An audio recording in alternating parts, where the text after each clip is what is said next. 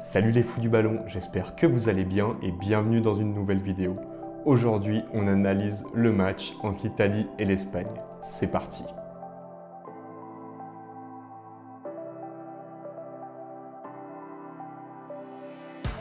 Et voilà, cette première demi-finale est déjà terminée et au bout du bout, c'est bien l'Italie qui se qualifie et que l'on retrouvera dimanche en finale à Wembley. Un match très tactique avec peu d'occasions au final, mais assez agréable à regarder. Avant de revenir un petit peu sur les faits de jeu, sur ces occasions, parlons des compositions et plus précisément de la composition espagnole. Car si les deux équipes étaient alignées en 4-3-3, eh bien l'Espagne innovait en proposant un peu ce 4-3-3. On pourrait presque dire à l'espagnol, quand on a vu l'Espagne jouer comme ça il y a quelques années, ce 4-3-3 sans vrai numéro 9. Et c'est Dani Olmo qui rentre dans cette composition et qui va jouer un rôle de faux numéro 9, qui va beaucoup décrocher.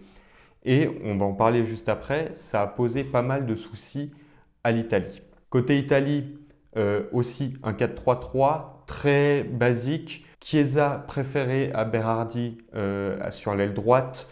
Spinazzola, une des révélations de cet Euro, malheureusement blessé, est remplacé par Emerson en tant que latéral gauche. Mais sinon, peu de surprises. Et on le savait, ce match allait sûrement se décider sur le contrôle du milieu de terrain. L'équipe qui allait réussir à gérer et contrôler ce milieu de terrain allait avoir beaucoup de chances de gagner cette rencontre. Eh bien, première mi-temps, force est de constater que l'Espagne a clairement dominé ce milieu de terrain, notamment justement grâce à ce numéro 9, grâce à Dani Olmo, qui a vraiment été un milieu de terrain supplémentaire. Il a énormément décroché pour aller chercher des ballons et en décrochant autant, en fait, le pressing italien a été complètement annihilé.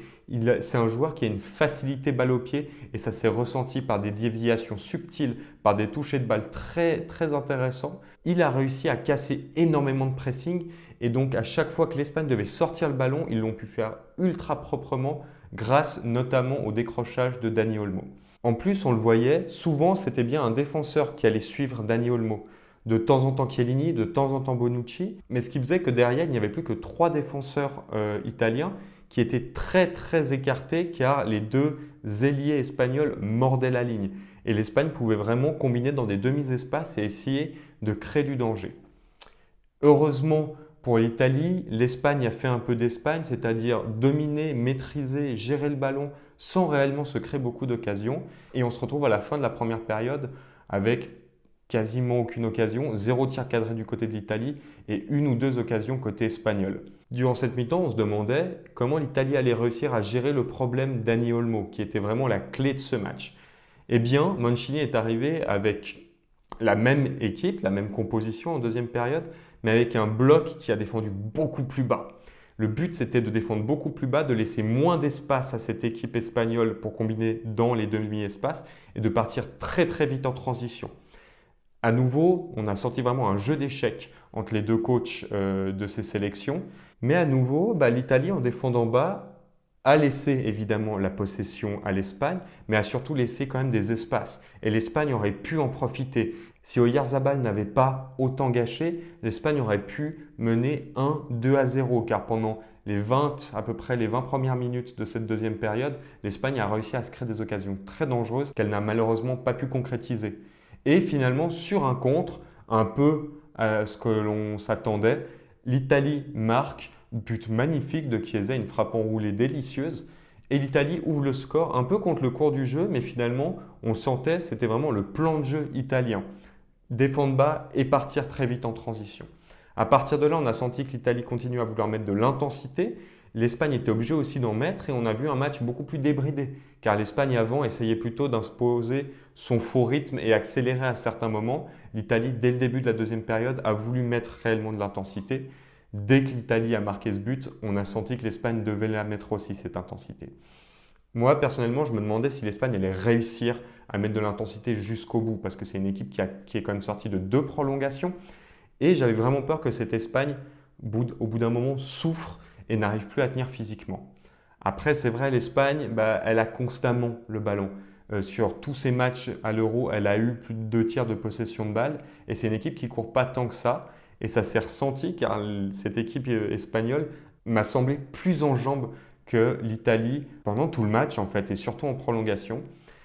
Avant de parler des prolongations, évidemment, il y a ce but de Morata à la 80e minute. Il reçoit la balle très loin du goal, il accélère, il n'est pas dérangé. Il fait un 1-2 très très joli avec un Dani Olmo toujours dans les bons coups aujourd'hui. Ça fait un partout. Très critiqué Morata, eh bien, il marque ce but qui permet à l'Espagne d'aller en prolongation, de continuer à y croire. Prolongation, on ne va pas trop en parler. Compliqué, moins de rythme, moins d'intensité. Les joueurs étaient fatigués, ça se ressentait, même si on avait l'impression que l'Espagne était beaucoup moins fatiguée que l'Italie. L'Espagne n'a pas réussi à passer l'épaule pendant ces prolongations.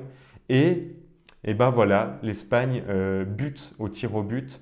On le sait, aucune nation dans l'histoire de l'Euro n'a réussi à gagner 2 séances de tir au but de suite. Eh bien, l'Espagne n'en fera pas exception et est coiffée au poteau par l'Italie. Comme un symbole, c'est Morata et Dani Olmo qui ratent leur penalty côté espagnol. C'est triste, mais c'est comme ça. Peut-être que la meilleure équipe aujourd'hui aura perdu.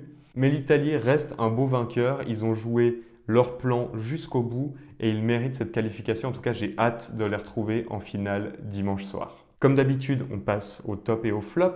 Et aussi, comme d'habitude, honneur au vainqueur, honneur à l'Italie. Mon flop côté italien, c'est Nicolo Barella. Le joueur de l'Inter Milan, aujourd'hui, il m'a beaucoup déçu. C'est un joueur que j'aime beaucoup parce que c'est un joueur très intelligent, qui sait combiner dans les demi-espaces, qui a un toucher de balle vraiment intéressant et aujourd'hui, il n'a pas réussi grand-chose. Il a raté beaucoup de ses touchés de balle, il n'a pas pris des bonnes décisions et si l'Italie a coulé au milieu de terrain, c'est en partie à cause de la mauvaise prestation de Nicolo Barella. Côté top, je vais quand même le donner au buteur italien Federico Chiesa qui m'a beaucoup plu. J'ai beaucoup aimé ce qu'a fait le joueur de la Juventus.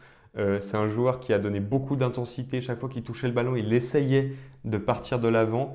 C'est un joueur qui a beaucoup gâché, mais qui a quand même pas mal réussi et qui a créé pas mal d'occasions de par sa combativité. Et le but qu'il marque, ça le montre très bien parce que c'est lui qui court récupérer ce ballon et après sa technique, sa ténacité font le reste. C'est un magnifique joueur, c'est un très joli joueur à regarder jouer et d'après moi, c'est le top côté italien. Côté espagnol maintenant, mon flop, c'est Oyarzabal, le joueur de la Real Sociedad. Pourquoi? Tout simplement pour le nombre d'occasions qu'il a galvaudées. Il a en tout cas 2 énormes occasions qu'il rate. Il rate des montagnes et s'il les met au fond, c'est un tout autre match. L'Espagne peut gagner ce match en temps réglementaire si Oyarzabal réussit au moins à transformer une de ces grosses occasions. Donc il mérite mon flop d'après moi. Côté top, ça ne vous choquera pas, c'est Dani Olmo. Même s'il rate son tir au but, Dani Olmo, il a été dans tous les bons coups. Il m'a juste impressionné. Ça a été un casse-tête tactique pour l'Italie et pour Roberto Mancini, leur coach. Il a transcendé cette équipe d'Espagne. C'est un joueur qui est très élégant à regarder en plus, qui a beaucoup donné. Et même en prolongation, ça a été un des joueurs les plus dangereux. Et il est resté juste. Et c'est vrai que c'est sévère de le voir rater ce penalty, surtout qu'il part dans les nuages. Le ballon est sûrement redescendu enfin maintenant, au moment où je tourne la vidéo. Mais bref, c'est dommage que ce soit lui qui rate ce tir au but. Mais voilà, il a fait un très très grand match. C'est un futur tout grand et il l'a encore prouvé aujourd'hui. Voilà, c'est tout pour cette vidéo. J'espère qu'elle vous aura plu. En tout cas, n'hésitez pas à donner votre avis dans les commentaires et lâchez aussi un petit like, ça fait toujours plaisir. Et sur ce, je vous dis à tout bientôt pour une prochaine vidéo. Ciao!